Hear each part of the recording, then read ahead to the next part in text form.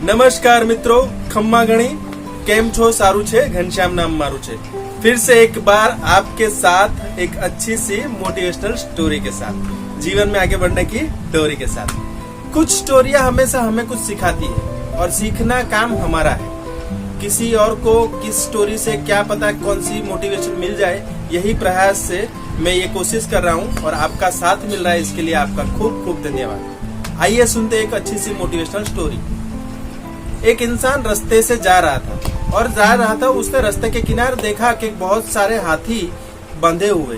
तो उससे उत्सुकता हुई हाथियों को देखने की। तो वो हाथियों के पास गया तो उसने देखा कि हाथी कुछ रस्सियों से वहां पे बांधे हुए किले पे फिट थे। यानी बहुत सारे जो भी हाथी थे वहां पे वो पतली सी यानी जो रस्सी आती है वो रस्सी से बंधे हुए थे। उसे उत्सुकता हुई कि ये हाथी ये रस्सी से कैसे बंधे जा सकते हैं, क्योंकि हाथी की विशाल काया को देखकर उसे अंदाजा तो था कि ये रस्सी को ऐसे ही तोड़ के फेंक सकता है।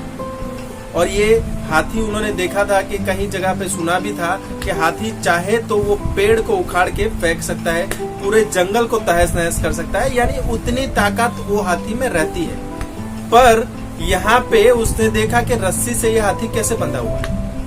तो फिर वहां पे बाजू में उसने देखा महावत था। तो महावत के पास गया और उसने बोला कि ये हाथी यहाँ पे ये रस्सियों से कैसे बंधे जा सकते हैं, जबकि ये हाथी चाहे तो ये रस्सी को तोड़ सकते हैं। और महावत ने उसका रिप्लाई देते हुए बोला कि जब ये हाथी के बच्चे थे तब उसे यही रस्सी से यही जगह पे बांधा जाता था और वही टाइम से तब भी से लेके आज तक उसे वहीं बांधा जा रहा है। पर जब वो छोटा था तो उसने रस्सी को तोड़ने का एफर्ट किया था, यानी अपने पाँव से हिलाया था, पर वो छोटा होने की वजह से वो रस्सी वो टाइम पे नहीं तोड़ पाया। और वही बात उसके दिमाग में बैठ गई थी। महावत ने ये समझा। उसके बाद इंसान समझ गया था कि जानवर को प्रॉब्लम क्या हुआ है। जब वो छोटा था वो बात उसके मन में घुस गई थी कि ये मैं नहीं तोड़ पा रहा हूँ। तो वही बात अब बड़े होने के बाद वो मन में घुसी हुई है, मन में वही बात फिट हो चुकी है। और वही बात फिट होने की वजह से वो अभी एफर्ट नहीं कर रहा है। जबकि यही बात अगर उसके माइंड से निकाल दी जाए कि वो कर सकता है, तो हाथी रस्सी तो क्या बड़ी जंजीर भी बांध दोगे तो वो भी निकाल सकता है। पर ये बात उसके माइंड में घुसानी पड़ेगी। कुछ करने की वजह से जब असफलता मिलती है तब इंसान सोचता है कि मैं ये काम फिर से नहीं कर पाऊंगा, और हमेशा वो काम फिर से नहीं करने की वजह से वो मिलने वाली सफलता से दूर रह जाता है। बहुत सारी चीजें हैं समझने के लिए। यही एग्जाम्पल मन में आपने एक बार बैठा लिया कि मैं नहीं कर सकता हूँ तो आप कभी नहीं कर पाओगे। और मन में आपने एक बार बैठा लिया कि आपने कर सकते हो तो आप हमेशा ये कर सकते हो। अभी की बात है जब इंडिया और चाइना का वॉर चल रहा है और हम सोच रहे हैं कि हम अपने निर्भर पे नहीं हो सकते, चाइना की प्रोडक्ट हमको लेनी ही पड़ेगी। ये बात गलत है। हमारे लोग जानते हैं कि चाइना की प्रोडक्ट हमको बंद करनी चाहिए और कई लोगों ने इसका एफर्ट किया है और कई लोग कर भी रहे।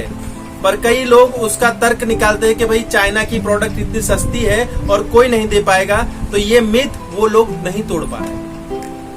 चाइना का काम डुप्लीकेटिंग करना है और डुप्लीकेटिंग से ही चाइना पूरा उसका बाजार भरा रखा है। और ये सब काम जापान से, इटली से, वहां से ही मटेरियल वो लोग भी लेते हैं और वहां की चीज लेते हैं और उसके बाद उसको मटेरियल में डुप्लीकेटिंग करते हैं। और डुप्लीकेटिंग की वजह से चाइना अच्छा माल सस्ते में सब पूरे मार्केट में बेच रहा है और सबसे ज्यादा मार्केट उसका इंडिया में ही है।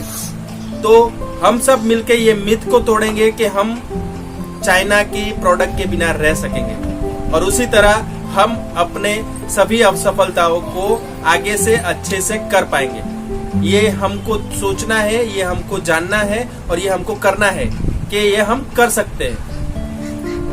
हर सफलता के लिए प्रयास करना पड़ेगा।